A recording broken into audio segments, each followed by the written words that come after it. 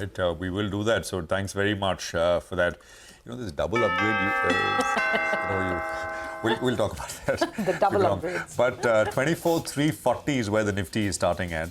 We got the market open on our hands, and I think we got the Sensex, which is up 0.25%, 80,152. So these are good start. I mean, it's not a 95, 100-point start up, but I like that. I mean, it's 100-point start, and then you wonder how much more. But 50-point start, you can imagine, one being up a little bit more from there. So 24,341, 345 on the Nifty. You got the Sensex, which is 80,170. And I think the Bank Nifty is on your screen. It's up about 70 points. We're at about 53,164 on the Nifty Bank. So these are sort of first rates on indices, but it's all about stocks. So let's get this rolling. Absolutely. Well, the one that's cooling off is actually HDFC Bank. That's the reason why the Bank Nifty is not fired up too much after yesterday's up move. But the other banks are actually doing quite okay. ICICI Bank is the leader on the Nifty right now, 1.5% on the higher side. Axis is finding some green as well. Bajaj Finance is the big one to look at, and that update is looking great. 31% growth in the AUM. The street likes that, but it's not getting a very huge, thumping, resounding up move. It's a more measured 0.5% gain that we've got going on it. Some of the IT stocks are really supportive. So that's good news for the index. HCL Tech, TCS, and Lupin, the double upgrade that Sud was just telling us about. That's working well for Lupin. So it's a good-looking screen. You've got some auto stocks like M&M that are finding more traction. IT, as I said, is positive. Banks beyond HDFC Bank are positive, and Lupin is reacting very well to that upgrade that's come in from Kotak Institutional Equities, 0.25% higher on the index. That's pretty much it. I mean, Shriram Finance is cooling off, but it's had a fantastic run. So there's a bit of a cool-off that's evident today. Kaya, look at that. That's what I think Mangalam was indicating that.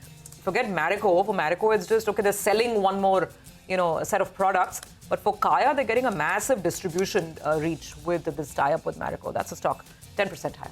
Well, that's right. In a few more names that are moving up. ITD Cementation, as we said earlier, the stock has already run up, anticipating some news. The stock was up 35% in the last 1 month or so. The promoter entity now has come out and said we could potentially look to divest our stake. For the time being, the stock is down closer to around 3%. Why is that? The promoter entity itself, their balance sheet isn't in great shape. You have the stock that ran up 35% in 1 month, and the market capitalization is 10,000 crores. Even if you assume that their profitability goes from 270 to 470 crores, it's not cheap, trading at more than 20 times odds. So ITD Cementation has seen some profit taking today. Kaya, as you said, Marico will handle the sales and marketing of Kaya 75 products outside Kaya Clinic. So, that has the potential to unlock some untapped growth potential of the brand. So that's another stock that's moved up. Suraj Estates, the stock is now up close to around 6%. In the last 1 month or so, the stock has moved from around the 350 mark to around 550 mark. Nuvama has come out with a note, and they are quite positive on the stock. So explains why that one's up close to around 7%. Cello World, well, they have a QIP that they have announced, as Abhishek told us, source-based information. So that one as well is flying away in today's trading session. Good-looking screen, but the Nifty Bank is a relative underperformer because it seems yesterday HDFC Bank has hit a bit of a near-term peak at around that 1,800 rupees odd mark. Near-term peak would be a little bit of a harsh word, but it seems some bit of resistance at higher levels after the kind of run that we've seen. No, just one more stock to mention, Walkard. Yesterday it was up 7%. This is really something you can't ignore. Again this morning, 6.5%. I'm not sure what's happening. No, immediate reported corporate development, but there was that molecule. I think Ekta had interviewed. I think it was Mr. Habil Khorakiwala recently, a couple of days back. And there's that molecule which is, the reports are that it is doing very well. It's met the primary endpoint, the first stage, I think. It's apparently very meaningful, and that's a trigger. So from 600 rupees late June, it's now at about 950. So that's the extent of the move that we've seen. One-way move on Walker. Look at the volumes as well. Almost 500,000 shares traded this morning. What else? So Inox Wind is up 5% this morning. I think it did well yesterday. Stocks is at about 150 rupees. There is Skipper Limited, which is up about 4%, 383 on Skipper. There is GE T&D, which is up 5%.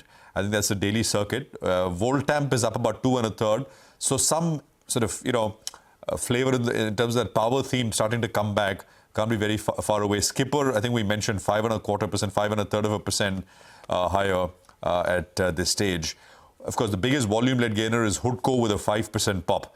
So that continues its sort of one-way, uninterrupted move that we've been tracking.